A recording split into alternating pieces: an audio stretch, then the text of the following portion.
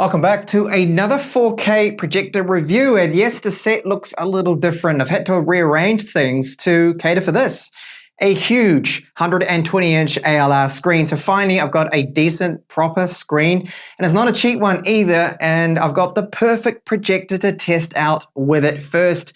And this is from XGIMI. It's called the Horizon Ultra.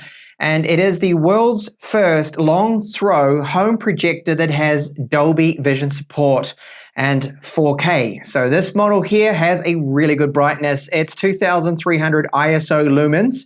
It has gaming latency of 18 milliseconds at 4K 60 Hertz. So it's going to be perfect for console gaming, Xbox, PlayStation. I'll be testing out my PlayStation 5 with a few games to see how it does perform. And it's got built-in speakers, two of them from Harman Kardon. They're 12 watts each. Impressive sound considering just how small this unit is. It is, of course, fan-cooled. I'll give you a sample of the fan noise. It's got auto keystone correction, autofocus. It's even got an ambient light sensor in there. Quite a few smart features, so it can adjust according to your ambient light, both colors and brightness. And you can even set it to the projector screen you're using the colors. And the color gamut coverage is fantastic, and I'll be going over that in this review of the world's first long-throw Dolby Vision 4K home smart projector. So this is what XGIMI does include with the Horizon Ultra. We've got Netflix installation guide because it's not pre-installed, and they show you how to get it installed using what's called the desktop launcher. You launch that, you can get it installed, and I'll show you a bit of Netflix later on in the video. So we have our power cable, obviously the EU one because I've got the EU version, two AAA batteries for our remote. Now the remote is a very premium Android TV remote. So we've got Android TV 11 with it, and we've got a directional OK in the middle, menu, home, back keys, volume, manual focus button there, Google Assistant, settings, and the power on. There's a status LED. And those batteries, there's just a little button on the rear of it here. You press that and it's spring-loaded, pops out so you can easily place those batteries into it. Then we have our user manual and our warranty card there for the Horizon Ultra. And our power supply, quite a large one because it does output 300 watts maximum. I think this is a real standout looking projector, just very premium, the materials they have used. So around the outside here, we have a goldish kind of color. The sides are beige, so it's more of a beige look to it. And I like the fact that they've got this fabric here on the front. You can see the Harman Kardon. So we've got those two built-in 12-watt speakers. Now this moves up and down. At the moment, because I pulled the plug on it, it's in its down position, but this goes up and it covers where the lens here is, and all of those sensors. And it's just really nice. The quality of this overall projector just stands out to me compared to some of the others. You always get the matte black or the black style, or maybe your white, but this is something that's a little different. It looks really classy to me. As I mentioned at the start there, they've got a lot of tech packed into this. They've got their intelligent screen adaptation. So we've got 3D time of flight camera. It's going to be adjusting on the fly the colors too as well. Now we have the optical zoom, not digital, so we're not going to lose any quality. Now the throw ratio you can see is listed here on the front. So it is 1.2 to 1.5. And with this, we've got the real-time screen optimization. So we have the uninterrupted keystone.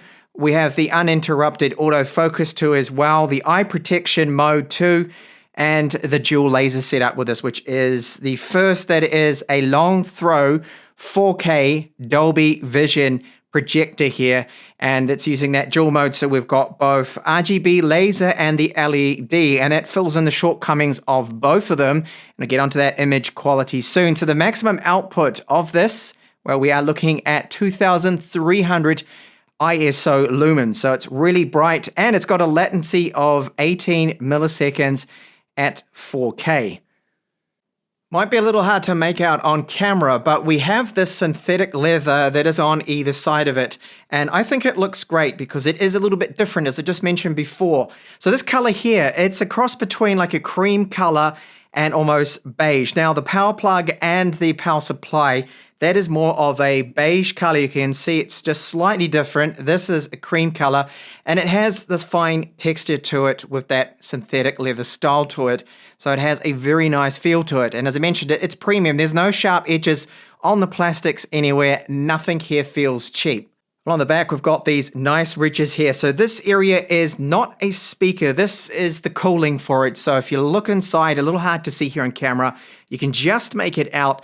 There are the cooling fins in there, and they've got some heat transfer pipes. There is a fan. You're going to hear this fan. It will be on because it's generating a lot of heat. It is very powerful, the 2300 ISO lumens. So my focus later on will be to let you know exactly how it sounds, and I'll give you even a fan sample too of that. So we've got our power button right here, 3.5 millimeter audio out, optical audio out, 2 HDMI inputs. One of them does support ARC, and yes, they are 4K 60. And we do have 2 USB ports here for your external hard drives, USB pen drives for playing those external files, LAN, and power in. Now, there are no controls on the top of it. They've kept it quite simple, the look of it, elegant, I think. So we just have the XGIMI branding on the top, and then again, that textured synthetic leather style. Finally, along the underside, we have a rubber foot that goes all around the outside. So when it sits on a table, it's very sturdy there. It doesn't rock. It's not going to slip off or anything like that. And then we have a standard tripod mounting point. And yes, you could ceiling mount this. There are options in the settings, which I'll show you in this video, where you can flip the image around. You can also invert it depending on how you're going to set up this projector.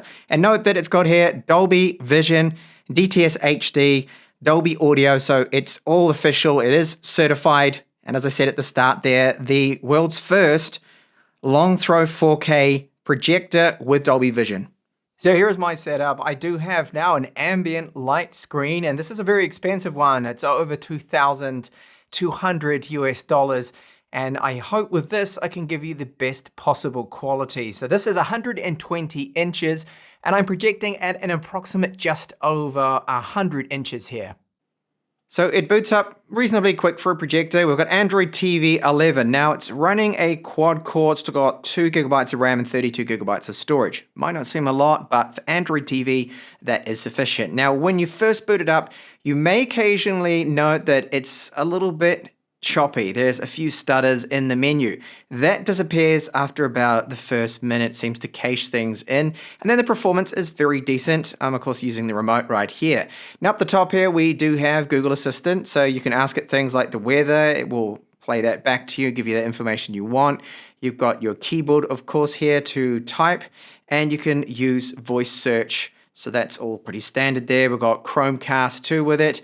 Now applications, there are ample. So you've got Amazon Prime TV, for example, Netflix. I have installed with their method, but there's something I need to point out with that one, which I'll get onto soon.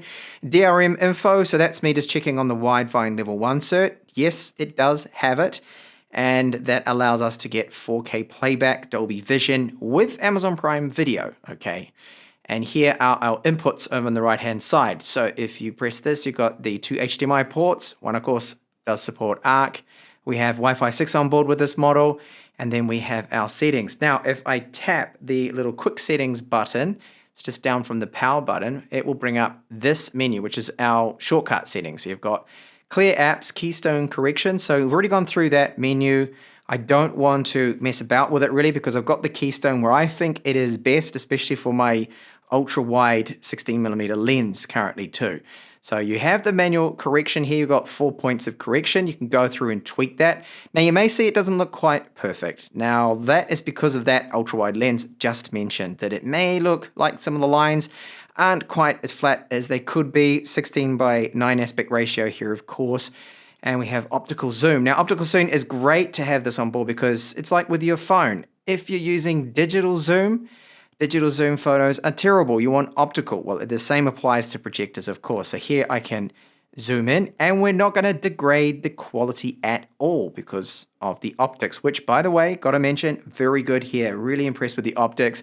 Uniform focus works really well. And then we'll jump into here, the settings menu, where there are a few things to point out. So we do have the environment adaptation. Now this is where if you enable this, it will automatically adjust according to your ambient light sources. So if it's very bright, it's going to increase the brightness. If it's a pitch black room, it'll probably dim it down a little bit. It will also adjust the colors, and you can adjust the color for your projection screen you are using. So my screen is like a gray kind of color. It's an ALR screen, as I pointed out before. Now there's a mechanical iris in this, which is another great feature. So at the moment it's set to 8. If I put it on to 10, it's going to be a little bit brighter, and I'll drop it right down to 1.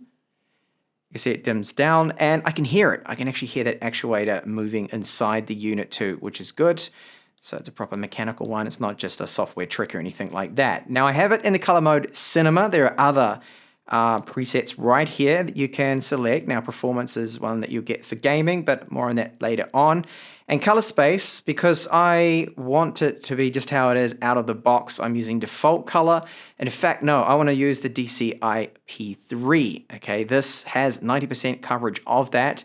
The same as our REC.709. So I'm going to select that, and they recommend this to be on high, which it is. I'm going to keep it on that there. Now, keystone correction, just talked about that before. The autofocus settings. So this here is just an option that if you're going to have this wall mounted on a bracket or something upside down, you probably don't need to focus it on startup every time, but you can select this.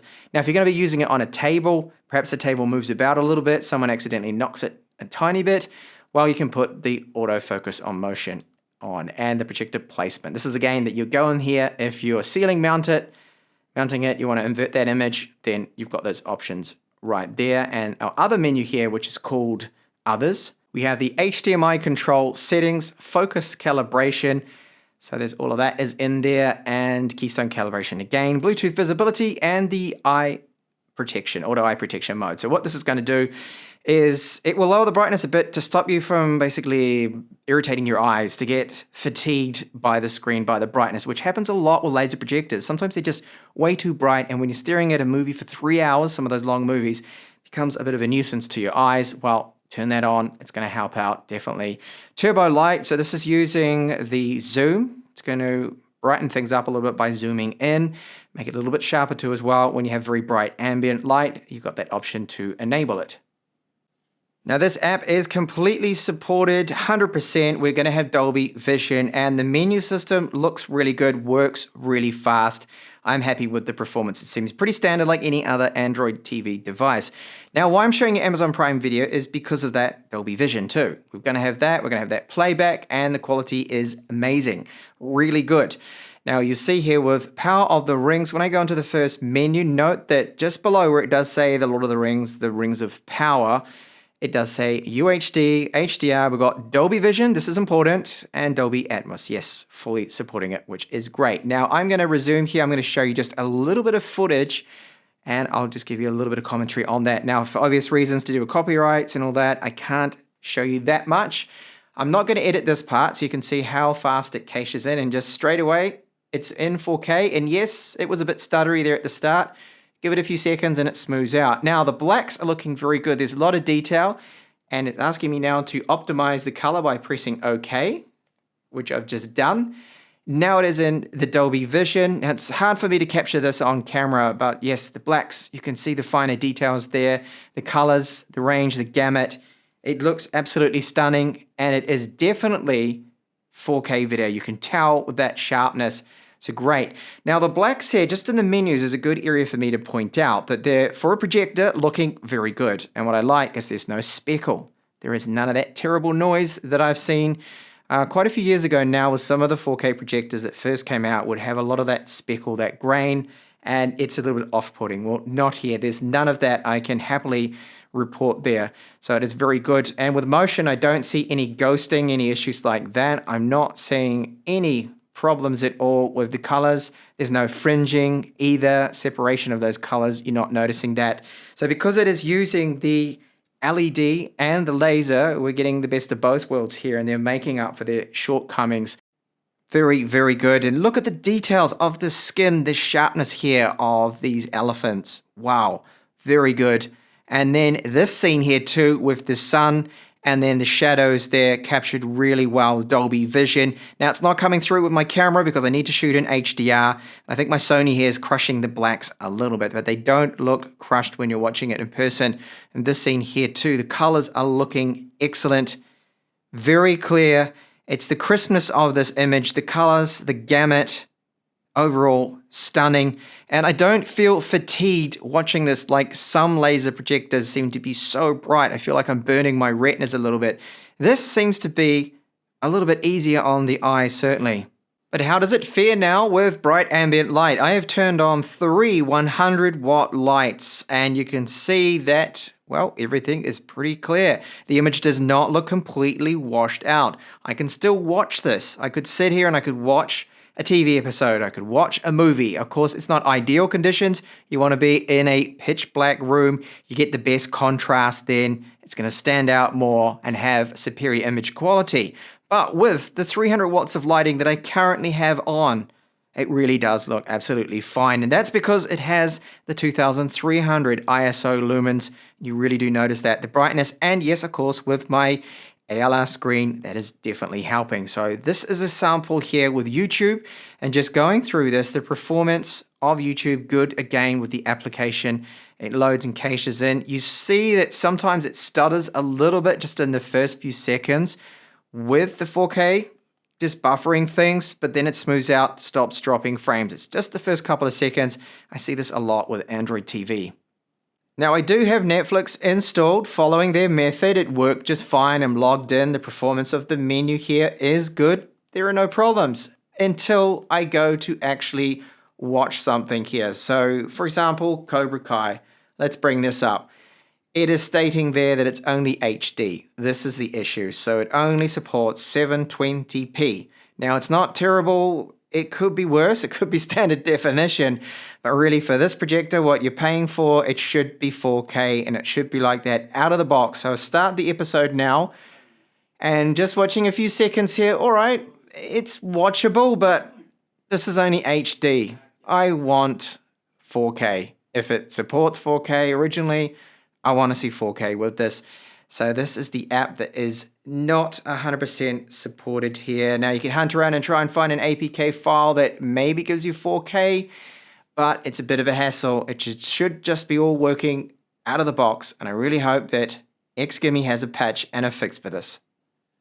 So just powered on now my PlayStation 5, and it is in the game mode. So the latency, this is 16 milliseconds for 4K. That is very good.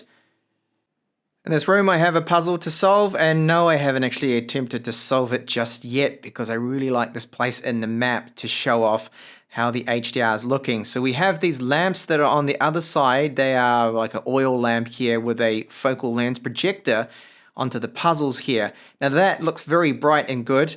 The darker patches of the floor, you can still see the finer details. So the contrast between having the deep blacks there, the brighter areas, is very, very good with the projector here. So the Horizon Ultra, it's handling the HDR with gaming really well. Now, if it has a bit of a reddish tint to it, orange tint, that is actually naturally there in the game too as well because of this area. It's an orange light, quite a red warm tone to it that's coming out of this in the game. So it's meant to look like that. It's not meant to be a blue light. It's more of definitely a warm color.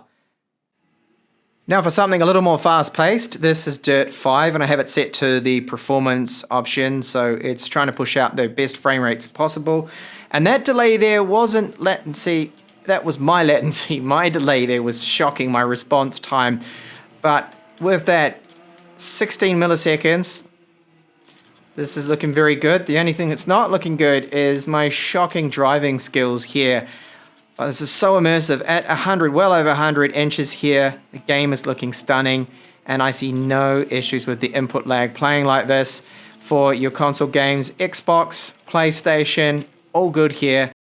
The auto keystone and autofocus is uninterrupted, so there's no splash screen unless you were to manually press the focus button here. So as I move it about, you'll see that it takes about 3 seconds to adjust the keystone, and it gets it very good. As you can see, that's not bad at all considering it's auto. You can go along and tweak it a little bit, and that focus too. So I'll do that again. I'll move the projector, and there we go. That was about 2-3 seconds or so for it to correct. And it does have the eye protection mode too that I talked about and showed you before. So if a child walks in front of it, it then goes on to the eye protection mode, lowers that brightness right down. As for built-in speakers, as I pointed out before at the start, Harman Kardon speakers, they're 12 watts each, and they sound fantastic for the size of this.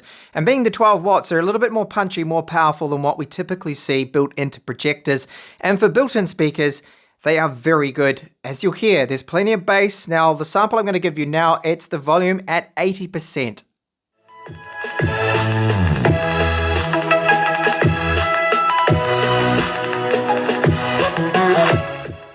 Now you will hear nothing but praise from me when it comes to the fan noise from the Horizon Ultra. You feel the hot air coming out the back, but you really do need to sit right next to it in order to hear the fan. It is very quiet indeed, happens to be probably one of the quietest when it comes to 4K projectors that I have covered. So with a fan sample, you'll hear it just a little bit, and it's the same constant RPM. It truly does have a really good fan, just so quiet.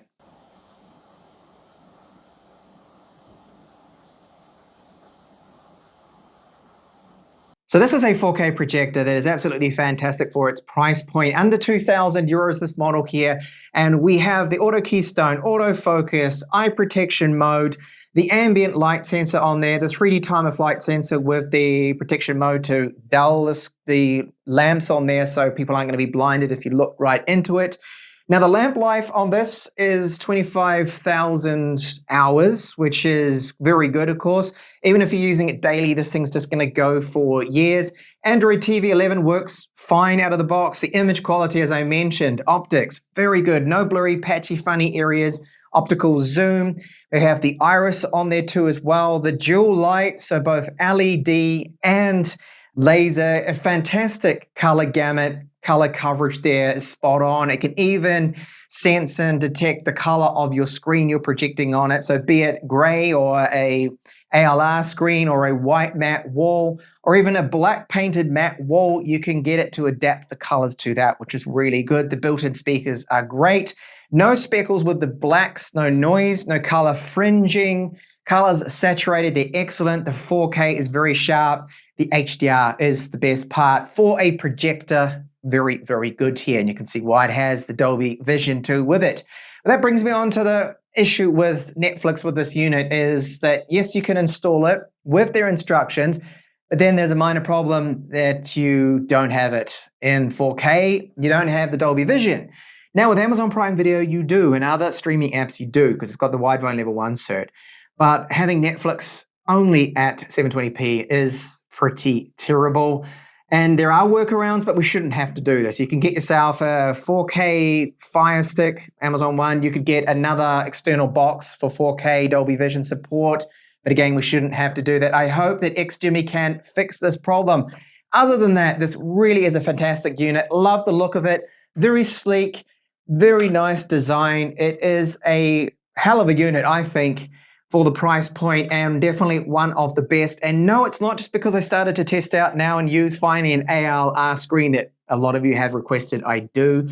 It's not just because of that. If I was still using a matte white wall that I normally use, it would still look really good with this unit here. So thanks a lot for watching my video of the XGIMI Horizon Ultra.